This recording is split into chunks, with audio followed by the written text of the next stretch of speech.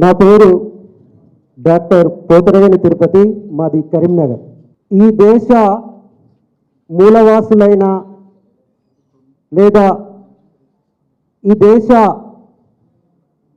ఉత్పత్తి కులాల్లో ప్రధాన కులమైనటువంటి నా గొల్ల కులంలో జన్మనిచ్చినటువంటి మా తల్లి ఓదమ్మకు, మా అయ్య పోచయ్యకు ఈ సభా వేదిక ద్వారా శిరస్సు వంచి పాదాభివందనం చేస్తున్నాను.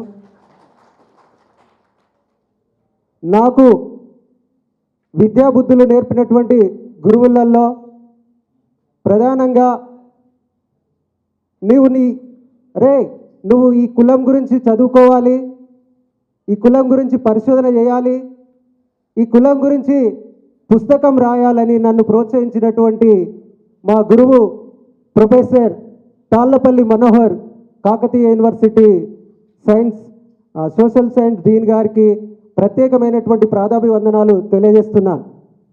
మరి ఈరోజు ఎన్నో ఉద్యమాలకు, ఎన్నో పోరాటాలకు ఊపిరిలూదినటువంటి ఉస్మానియా గడ్డపై తొలిసారిగా గొల్లగట్టు సాంస్కృతిక చరిత్ర అనేటువంటి అంశం పైన సెమినార్ జరగడం చాలా సంతోషం.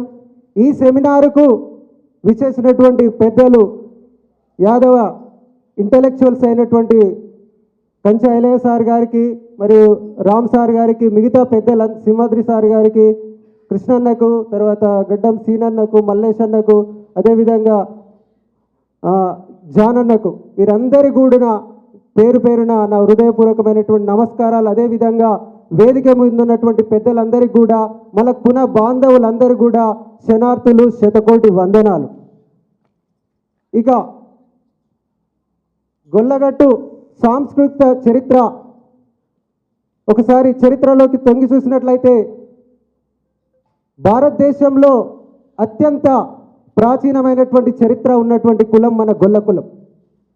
భారతదేశంలోనే అత్యంత సాంస్కృతిక చరిత్ర ఉన్నటువంటి గొల్ల కులం మన యాదవ కులం.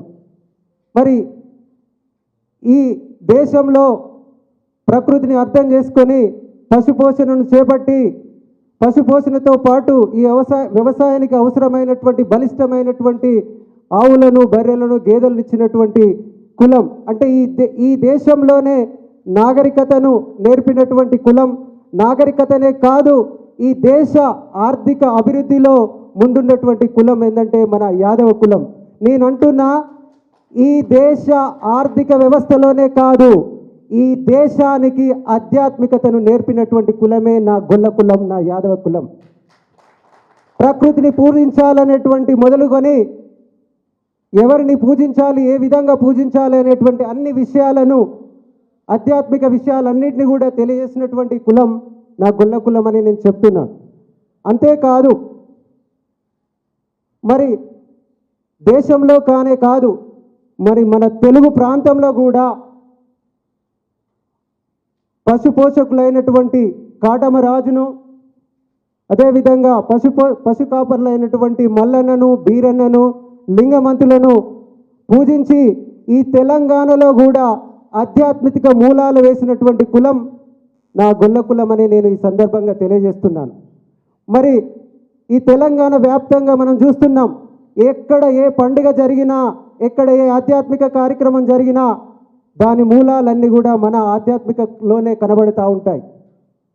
మరి ఈ తెలంగాణలో చూసుకున్నట్లయితే ఎల్లలు లేని ఊరు లేదు, గొల్లలు లేని గ్రామం లేదన్నట్లు ప్రతి ఊరిలో మన గొల్లలు ఉంటారు, ప్రతి ఊరిలో మన గొల్ల దేవాలయాలు ఉంటాయి, మన గొల్ల వీరులు ఉంటారు, గొల్లల వీరుల యొక్క ఆధ్యాత్మిక భావనలు కనబడుతూ ఉంటాయి. మరి ఈ విధంగా చూసుకున్నట్లయితే ఈ తెలంగాణలో, ఉత్తర తెలంగాణలో మనకు మల్లన్న సాంప్రదాయం కనబడుతూ ఉంటుంది. అదేవిధంగా దక్షిణ తెలంగాణలో చూసుకున్నట్లయితే మనకు లింగమంతుల స్వామి యొక్క మనకు లింగమంతుల యొక్క ఆరాధనలు కనబడుతూ ఉంటాయి. అక్కడక్కడ మనకు బీరప్ప ఆరాధన కూడా కనబడుతాయి. మరి వీరందరూ ఎవరు అంటే ఈ జాతి కోసం ఏదో ఒక రకంగా పోరాటం చేసి ప్రాణాలు అర్పించినటువంటి వీరులై ఉండవచ్చు. చారిత్రకమైనటువంటి యోధులు. మరి ఎవరైతే వీళ్ళు ఈ చారిత్రకమైనటువంటి యోధులు ఉంటారో, ఏ వ్యక్తి అయితే ఆ సమాజం కోసం పోరాడి ప్రాణాలు అర్పిస్తాడో, ఆ ప్రాణాలు అర్పించినటువంటి వ్యక్తికి దేవునిగా లేదా అమరునిగా దేవరగా పూజించుకోవడం అనేటువంటిది మన సాంప్రదాయంలో ఉంటుంది. మరి ఇక్కడ ఈ మల్లన్న వీరప్ప సాంప్రదాయాల అటు కొంచెం మనం పక్కన పెట్టుకున్నట్లయితే, ఇక్కడ ముందుగా మనం మాట్లాడుకోవాల్సింది ఇక్కడ లింగమంతుల స్వామి యొక్క సాంస్కృతికమైనటువంటి చారిత్రక నేపథ్యం గురించి మాట్లాడుకోవాల్సినటువంటి అవసరం ఉంది. ఎందుకు అంటే మరి లింగమంతుల స్వామి ఎవరు, ఆయనతోటి ఎవరెవరు పూజించబడుతున్నారు, అక్కడ ఉన్నటువంటి పూజా విధానాలు ఎవరు, అక్కడ ఉన్నటువంటి పూజారులు ఎవరు అని మనం ఒకసారి పరిశీలన చేసుకున్నట్లయితే, మరి లింగమంతుల స్వామి ఇప్పుడు ప్రస్తుతం ఉన్నటువంటి నల్గొండ జిల్లా ఒకప్పుడు దట్టమైనటువంటి అటవీ ప్రాంతం. ఎక్కడైతే దట్టమైనటువంటి అటవీ ప్రాంతం ఉంటుందో, ఎక్కడైతే పశుగ్రాసం ఉంటుందో అక్కడనే కులం బలంగా ఉంటుంది. అందుకనే నేటికి నల్లగొండలో మన యాదవ కులం బలంగా ఉన్నది. అక్కడ పుట్టినటువంటి లింగమంతులే ఈ జాతి కోసం, అక్కడ పశుపోషణ కోసం, లేదా ఈ పశువులను క్రూర మృగాల నుండి అన్నాను ఫస్ట్ సెట్ చేసుకో, ఏదైనా ఉంటే మధ్యలో అట్లా చేసుకోవద్దు.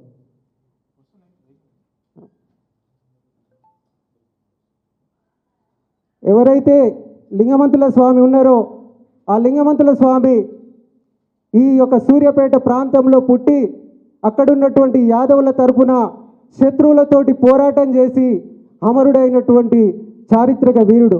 అంతేకాదు అక్కడ ఉన్నటువంటి ఈ మన యొక్క ప్రధాన సంపద అయినటువంటి పశువులు ఏవైతే ఉన్నాయో ఆ పశువులను క్రూర మృగాల నుండి రక్షించినటువంటి వీరుడు. అందుకనే అతని పేరు మీదుగా మన యాదవులందరూ కూడా లింగమంతుల స్వామి పేరు మీదుగా జాతర కొనసాగించుకోవడం అనేటువంటి జరుగుతుంది. మరి ఆ యొక్క లింగమంతుల స్వామి యొక్క జాతరను మరి ఒక లింగమంతుల స్వామినే పూజిస్తున్నారంటే ఆ లింగమంతుల స్వామి పైన 2 దేవాలయాలు ఉంటాయి. ఒక దేవాలయంలో లింగమంతుల స్వామి పూజింపబడుతూ ఉంటాడు, ఇంకొక దేవాలయంలో చౌడమ్మ పూజింపబడుతూ ఉంటారు. మరి చౌడమ్మ ఎవరు అని మనం ఒకసారి ప్రశ్నించుకుంటే, చావుల నుండి కాపాడినటువంటి తల్లే, మన యాదవ జాతిని చావుల నుండి కాపాడినటువంటి తల్లే చౌడమ్మ. యాదవుల యొక్క చావడిల దగ్గర కొలువై ఉండే దేవతనే చౌడమ్మ. మనకు రోగాలు వచ్చినప్పుడు కానీ, మనకు ఏదైనా వచ్చినప్పుడు కానీ మనకు ఆ యొక్క చౌడమ్మను వేడుకొని చౌడమ్మకు మనము బోనం చేయడం అవన్నీ కూడా జరుగుతుంది. మరి అదేవిధంగా చౌడమ్మతో పాటు అక్కడ ఇంకొక దేవత పూజింపబడుతుంది, ఎలమంచమ్మ. ఆ ఎలమంచమ్మ ఎవరో కాదు, అలమంచమ్మ. అలలు అల అంటే యాల, ఆల, ఆవులు. ఆలలను కాపాడినటువంటి తల్లే, ఆవులను కాపాడినటువంటి తల్లే ఆ ఎలమంచమ్మ. మరి ఆ ఎలమంచమ్మను మనము పూజించుకోవడం అనేటువంటి జరుగుతుంది. అంతేకాకుండా చౌడమ్మతో పాటు ఎలమంచమ్మతో పాటు అక్కడ పూజింపబడేటువంటి దేవత ఇంకొకరు ఉన్నారు, గంగమ్మ. ఈ మానవ జీవకోటికి జీవనాధారమే గంగమ్మ. ఎక్కడైతే నీరుంటుందో అక్కడే పశుగ్రాసం ఉంటుంది, ఎక్కడైతే పశువు గడ్డి ఎక్కువగా ఉంటుందో అక్కడనే పశువులు బతుకుతాయి, అక్కడనే మన జాతి ఎక్కువగా ఉంటుంది. మన జాతికి, మన పశువులకు, మన గ్రాసానికి మూలమైనటువంటి గంగమ్మను మనము అక్కడ ఆరాధించుకోవడం అనేటువంటి జరుగుతుంది. మరి అంతేకాకుండా మరి ఈ ఆడబిడ్డలతో పాటు అక్కడ ఇంకెవరు పూజింపబడుతున్నారు అంటే ఈ యొక్క లింగమంతుల స్వామితో పాటు మన ఆడబిడ్డ ఎవరు అంటే కాటమరాజు యొక్క సోదరి అయినటువంటి అగుమంచమ్మ. కాటమరాజు యొక్క సోదరి అయినటువంటి అగుమంచమ్మను, మన ఆడబిడ్డను మనం పూజించుకోవడం సాంప్రదాయం. అంతేకాకుండా అక్కడ ఇంకొకరు పూజింపబడుతున్నారు. ఎవరు పూజింపబడుతున్నారు అంటే అక్కడికి ఈ యొక్క మన ఇంటికి ఇల్లాలుగా వచ్చినటువంటి మాణిక్యమ్మను. ఈ మాణిక్యమ్మ ఎవరు అంటే లింగమంతుల స్వామి యొక్క భార్యగా చెప్పుకోవడం అనేటువంటి జరుగుతుంది. అంటే మన సంస్కృతిలో ఆడబిడ్డను పూజించేటువంటి సంస్కృతి మనది, ఆలిని పూజించేటువంటి సంస్కృతి మనది, మన కోసం పోరాటం చేసి అమరులైనటువంటి వాళ్ళను కూడా పూజించుకునేటువంటి సంస్కృతి మనది. అంత గొప్పనైనటువంటి సంస్కృతి. అందుకనే ఆ లింగమంతుల స్వామి జాతర ఎన్నో ఏళ్ల నుండి ఇక్కడ కొనసాగించడం అనేటువంటిది జరుగుతుంది. మరి ఉండదన్నా ఇక్కడ ఈ జాతర, మరి ఈ జాతరలో కొన్ని ఘట్టాలు ఉంటాయి. ఆ ఘట్టాలలో యాదవ సంస్కృతి మొత్తం కూడా ప్రతిబింబించబడుతుంది. మరి ఆ జాతర 5 రోజులు జరుగుతుంది.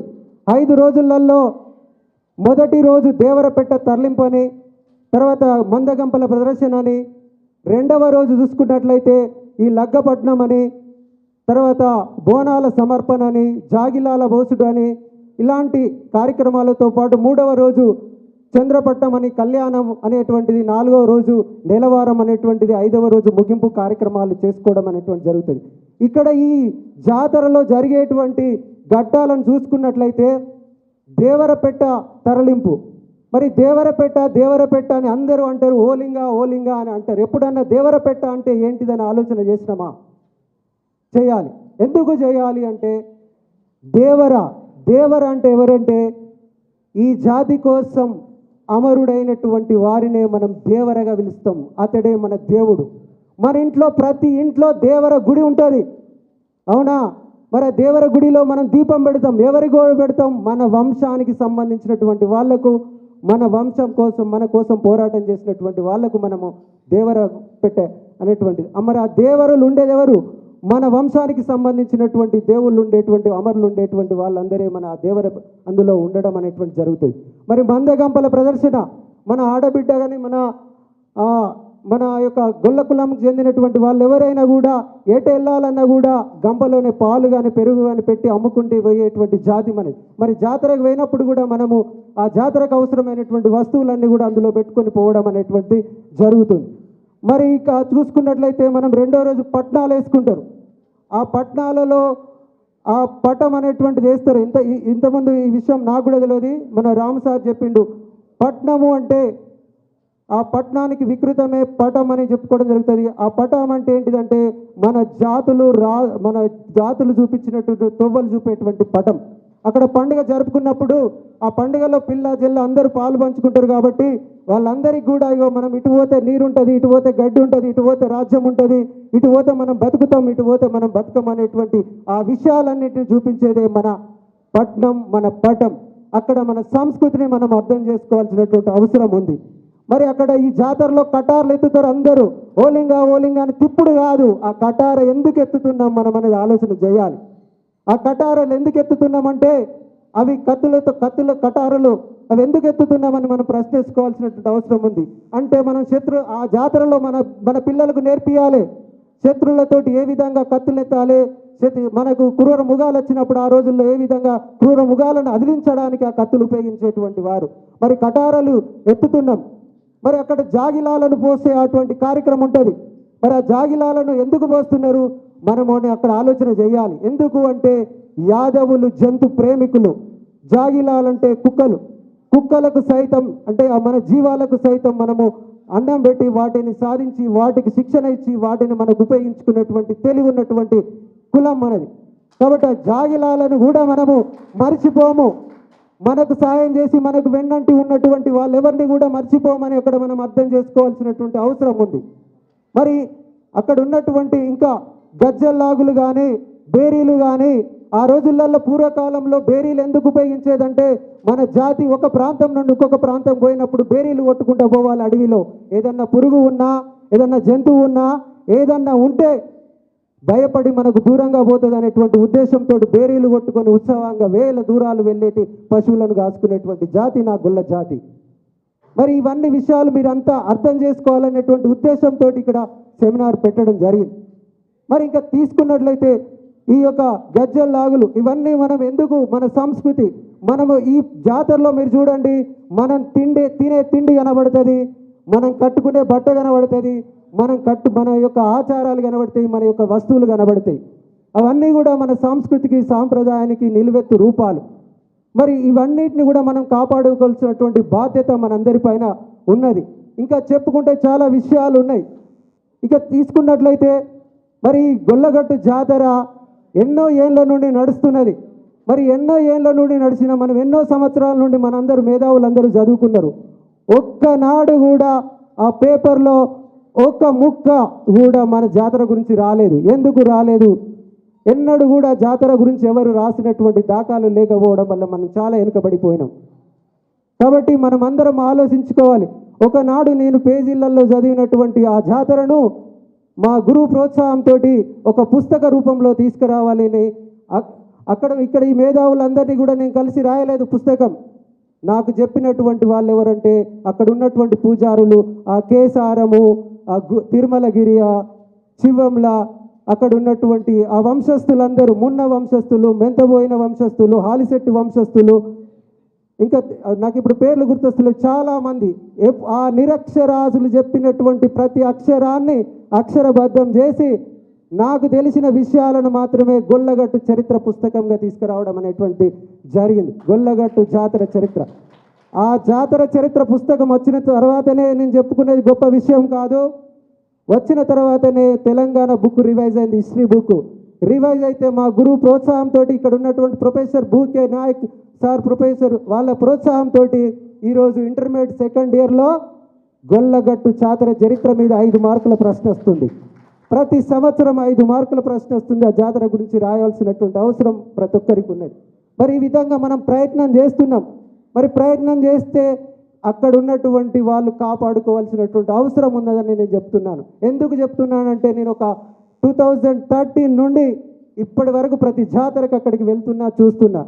అక్కడ గుడి మనదే, గుడిలో ఉన్న దేవుడు మనవాడే, గుడి పూజారి మనవాడే, బైకాని పూజారి. ఓకేనా? మరి అవన్నీ మనదే అయినప్పుడు అక్కడికి వచ్చి జాతర మనదే, తొలి బొట్టు మనదే, తొలి కంకణం మనదే, తొలి బోనం మనదే. కానీ ఆ జాతర మీద ఈరోజు ఎవరి పెత్తనం ఉందో మనం అందరం ఒకసారి ఆలోచన చేసుకోవాల్సిన అవసరం ఉంది. ఇప్పటికిప్పటి కూడా జాతర జరగడానికి కనీసం ఇంకొక 15-20 రోజులు లేదు. అయినా కూడా ఇలాంటి చలనం, ఇలాంటి ఉనికి లేదు అంటే నా జాతి ఎక్కడున్నదని నేను బాధపడుతూ ఉన్నాను. ఈ సందర్భంగా మనం అందరము ఆలోచన చేసుకోవాలి. ఎందుకు ఆలోచన చేసుకోవాలంటే ఇలాంటి సంస్కృతిని, సాంప్రదాయాలను గడుపుకున్నప్పుడే మనలో ఐక్యత అనేటువంటిది వస్తుంది. అప్పుడు మాత్రమే మనం ఏదన్నా సాధించగలుగుతాం. ఈ సాంస్కృతికి నామాలు పెట్టి మిగతా భావాలను పెట్టుకొని ముందుకెళితే మీరు ఎవరు కూడా ఈ జాతి నుండి ఎదగరు ఎదగరు ఎదగరు ఎదగరు అని నేను ఈ సందర్భంగా చెప్తున్నా. ఎందుకు అంటే ఈ సంస్కృతికి మాత్రమే, ఈ యొక్క ఆధ్యాత్మిక శక్తి మాత్రమే మనందరినీ ఏకం చేయగలుగుతుంది. ఈ విషయాన్ని మీరందరూ కూడా గమనించాలి. మరి ఈ యొక్క జాతర గురించి ఇంకా చాలా విషయాలు ఉన్నాయి. నేను రాసింది ఒక 38-40 పేజీల పుస్తకమే. అందులో నేను ఎలాంటి చారిత్రక అంశాలకు పోలేదు. కానీ అక్కడ ఏం జరుగుతుంది, మన ఈ యొక్క పూజారులు ఏం చేస్తున్నారు, మన జాతర వీళ్ళందరూ ఏం చేస్తున్నారు అనేటువంటి విషయాలన్నీ కూడా అక్కడ నేను చాలా చక్కగా వివరించడానికి, నా పరిధిలో వివరించడానికి ప్రయత్నం చేసిన. మరి ఇప్పుడు మన ముందున్నటువంటి ప్రధానమైనటువంటి విషయాలు ఏంటంటే, ఒకటి గొల్లగట్టు జాతరను రాష్ట్ర పండుగ గుర్తించాలని మనందరం ఈ సెమినార్ ద్వారా చేయాలి. అంతేకాకుండా ఇంకొక విషయము, ఇంకొక తీర్మానం చేయవలసినటువంటి అవసరం ఉంది. ఏమంది అంటే గొల్లగట్టు ప్రాంతాన్ని పర్యాటక ప్రాంతంగా వస్తే ప్రతిరోజు భక్తులు వచ్చేటువంటి అవకాశం ఉంది, చరిత్రను తెలుసుకునే అవకాశం ఉంది. కాబట్టి దాన్ని పర్యాటక ప్రాంతానిగా కూడా చేయవలసినటువంటి అవసరం ఉంది. అంతేకాకుండా అక్కడ ఆ గుడిలో ఉన్నటువంటి పూజారులు నేటికి కూడా గుర్తింపబడతలేరు, ఇటు భక్తులకు అటు ప్రభుత్వానికి ఇంకా వాళ్ళందరికీ కూడా. ఆ పూజారులను కూడా అన్ని గుళ్ళల్లో ఉన్న పూజారులను ఉద్యోగులకు గుర్తిస్తారు. మరి మన గుళ్ళో ఉన్నటువంటి పూజారులను ఎందుకు ఉద్యోగులకు గుర్తించట్లేదో, వాళ్ళందరినీ ఎందుకు ప్రభుత్వ ఉద్యోగులకు గుర్తించట్లేదో మనం అందరం ఆలోచించవలసినటువంటి అవసరం ఉంది. జై మల్లన్న అని, జై లింగాన్ని మనం ఎగరడం కాదు, కొంచెం ఆలోచన చేసుకోవాలి. మన భక్తిని, మన భావాన్ని చాటుకోవాల్సినటువంటి అవసరం ఉన్నదని చెప్తున్నాను. అంతేకాకుండా ఈ జాతర హక్కుదారులు ఉన్నారు అక్కడ. కేసారం గ్రామానికి చెందినటువంటి వాళ్ళు కానీ, చీకటేపాలెంకి సంబంధించినటువంటి వాళ్ళు కానీ, ఇంకా చివ్వంల, తిరుమలగిరి ప్రాంతం ఆ జాతర హక్కుదారులందరినీ కూడా గుర్తించాలి. వాళ్ళందరికీ కూడా జాతర సమయంలో గౌరవం ఇచ్చే విధంగా ఒక డ్రెస్ కోడ్ కూడా ఏర్పాటు చేయాలి. అంతేకాకుండా ఆ జాతరలో ఉన్నటువంటి పూజారులందరికీ కూడా అక్కడ ఒక భవన సముదాయాన్ని ఏర్పాటు చేయాలి. మన యాదవులకు కూడా ఒక భవన సముదాయం అక్కడ ఏర్పాటు చేసినట్లయితే మన భక్తులు పోయినప్పుడు మన వాళ్ళు అక్కడ ఉండేటువంటి అవకాశం ఉంటుంది. ఇవన్నీ కూడా పెద్దలు, వేదిక మీద ఉన్నటువంటి పెద్దలు ఇవన్నీ కూడా విషయాలను దృష్టిలో పెట్టుకొని మీరందరూ కూడా ఈ యొక్క జాతరనే కాదు, మన కుమరవెల్లి మల్లన్న జాతర, మన ఐలవోని మల్లన్న జాతర, ఓదెల మల్లన్న జాతర, మరి ఈ జాతరలో కూడా ఇలాంటి బాధలు చాలా ఉన్నాయి. ఎందుకంటే నేను ప్రతి జాతరను చూసినాను. గర్భగుడిలో ఉండవలసినటువంటి పూజారులు ఈరోజు మనోళ్ళు గేట్ల కాడుండి డప్పులు కొట్టి పట్టణాలు వేసుకోవాల్సినట్టు పరిస్థితికి ఉన్నది. మరి ఎందుకు ఇట్లా జరుగుతున్నది? నిజమా కాదా? మరి చారిత్రక వెళ్ళండి, మనం కానిదైతే అడుగుతలేం, అవసరం ఉన్నదే అడుగుతున్నాం, మాది అని అడుగుతున్నాం.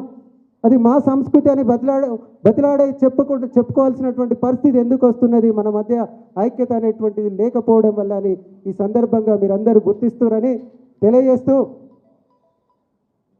అందరికీ ఓకే తమ్ముడు, ఓకే ఓకే. సో సమయభావం వల్ల కొంచెం పుస్తకం రాసిన కాబట్టి ఆ పుస్తకం మీద ఇంతసేపు నేను చెప్పుకోవాల్సినటువంటి అవసరం వచ్చింది. ఓకే, నాకు ఈ అవకాశం ఇచ్చినటువంటి పెద్దలందరికీ, ముఖ్యంగా మొట్టమొదటిసారిగా నేను కాకతీయ యూనివర్సిటీలో పరిశోధన చేసినాం, అక్కడ నేను సెమినార్ పెట్టలే, కానీ ఇక్కడ పెట్టినటువంటి మిత్రులందరూ కూడా, ఈ యూనివర్సిటీ ఎవరైతే దీని వెనుక ఉన్నటువంటి పరోక్షంగా తోడ్పాటు అందించినటువంటి మేధావులందరికీ కూడా పేరు పేరున కృతజ్ఞతలు తెలియజేస్తూ నా యొక్క ఉపన్యాసాన్ని ముగించినని తెలియజేసుకుంటున్నాను. Thank you everyone.